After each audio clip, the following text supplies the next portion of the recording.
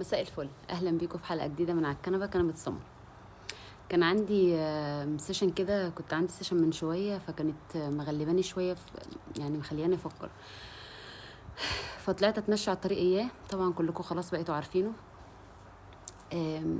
وعماله اقول سبحان الله يعني. وانا ماشيه بقى كان قران المغرب شغال في الجامع، فجت سوره يوسف. سوره يوسف انا بحبها قوي، فجالي منها فكره مرتبطه بالسيشن. انا ماشيه بستغرب، انا شغاله مع البنت دي بقالي شويه كتار. ف فانا معاها من الاول. فكنت بستغرب ازاي هي من فتره كانت بتحكي لي على احدهم، وقد ايه انه محدش زيه، وقد ايه ان هي متعلقه بيه جامد، ورغم كل العيوب والحاجات اللي هو كان بيأذيها بيها وهي شايفاها، بس هي مش عارفه ازاي تخرج من الحته دي. فجت الآية بتاعت قد شغفها حبا. بجد هي كانت بتوصفها بالظبط. يعني قد ايه كلمة ما دورت على كلمة شغاف القلب دي، اللي هي الغشاء الرقيق المحيط بالقلب. شغفها حبا معناها في التفسير انها اخترقت الشغاف ده ودخلت للب القلب. يعني خلاص الحب تمكن من القلب، فبقى ما فيش قدرة على التفكير ولا على الوعي. كنت بستغرب ان هي بقى دلوقتي بتحكي لي بعد فترة، بعد مشوار طويل من الجلسات، وان هي وصلت بالوعي. الوعي ده اكبر نعمة، هو نعمة، هو بيقولوا عليه جحيم الوعي. هو جحيم لان الشخص الواعي ده اصعب من الانسان اللي بياخد جلسات كيماوي. يعني بيحس ان هو مجنون، بيحس ان هو مجنون، يعني بيحس ان هو مش طبيعي. هو بيتكلم في حاجه وكل الناس مفكراه ان هو عبيط، يعني اغلب الناس يعني. فالمهم بعد جلسات كتيره من الوعي وان هي اشتغلت على نفسها، فدلوقتي بتكلمني قد ايه احدهم ده ان هو انسان عادي. انا كنت فاكراه الاول ان هو حاجه مش موجوده في الدنيا، يعني بجناحات وكده وخارق، ومع انه انا شايفاه عادي. يعني اللي هي ما بتحكي لي، انا الاول لما كانت بتحكي لي اللي هو لا حول ولا قوه الا بالله، حد يعقلها عشان ما ينفعش نقول للعميل كلام مش هينفع يتقال. فبعدين وهي بقى بتقول لي قد ايه ان هو انسان عادي، انه عينين زي عينينا، وان هو انسان زينا، وان ايديه زي ايدينا، ما كانش كده الاول. فانا عايزه اقول لها بقى يا دين النبي الحلاوه دي، بس ما ينفعش نقول كده للعميل للاسف. فافتكرت كذا حاجه زي الايه بتاعت شغفها حبا لما كانت بتحكي لي عنه الاول. افتكرت برضو ان هي كانت شغاله مع نفسها وبتدعي كتير قوي.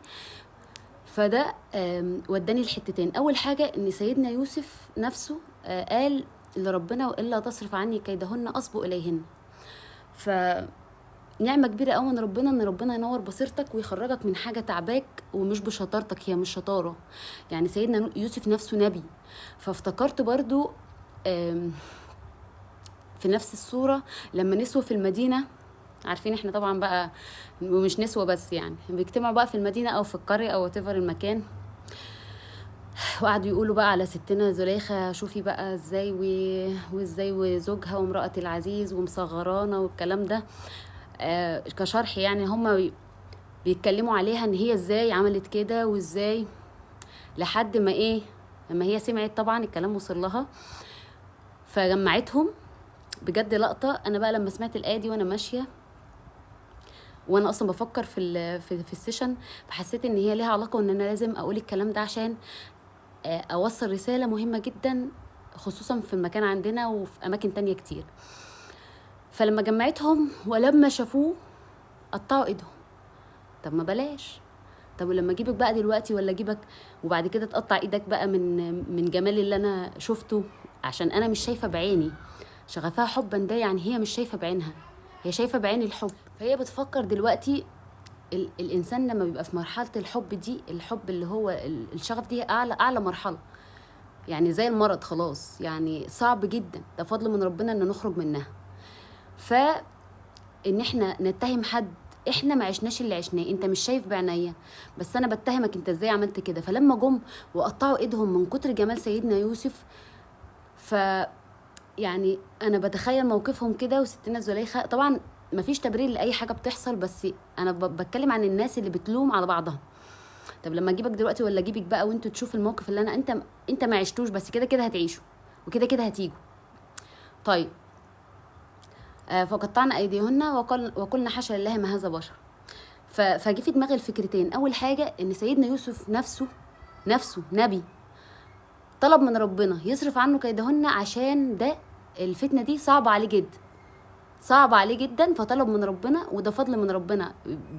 بيبان ان الثبات دوت فضل من ربنا ومش شطاره يعني.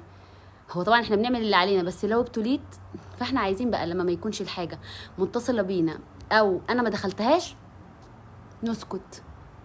يعني لو انت مش فاهم تأدب، ما تتكلمش، لانك انت ما تعرفش اللي في الموقف دوت حاصل له ايه حاصل له ايه بالظبط. ف الصورة دي انا بحبها جدا، وزي ما بقول دلوقتي اي حد ما تحطش في الموقف ما يحكمش على غيره، ودايما ندعي لينا ولغيرنا بالسلامه والعافيه. ولما نشوف حاجه ما نحاولش ننكش وراها، وما نحاولش نقول احنا شاطرين وبرافو ونوجد لها مبررات. والنسوه واللي مش نسوه بيقعدوا كده وقاعدين وبيقولوا كلام. طيب لو انت اي راجل بيتكلم كده كده، ده عنده اخت وعنده ام وعنده زوجه، كده كده اي حد بيقول حاجه هتجيله عادي. طب انت يا ست، طب حسي بينا يحس بيك ربنا، احنا ستات زي بعض، ليه بتتكلمي على اختك يعني؟ ايا كان انت لو ده لو في حاجه انت شفتيها بعينك لاي حد، المفروض ان احنا انت ما عشتيش الحاجه، بس كده.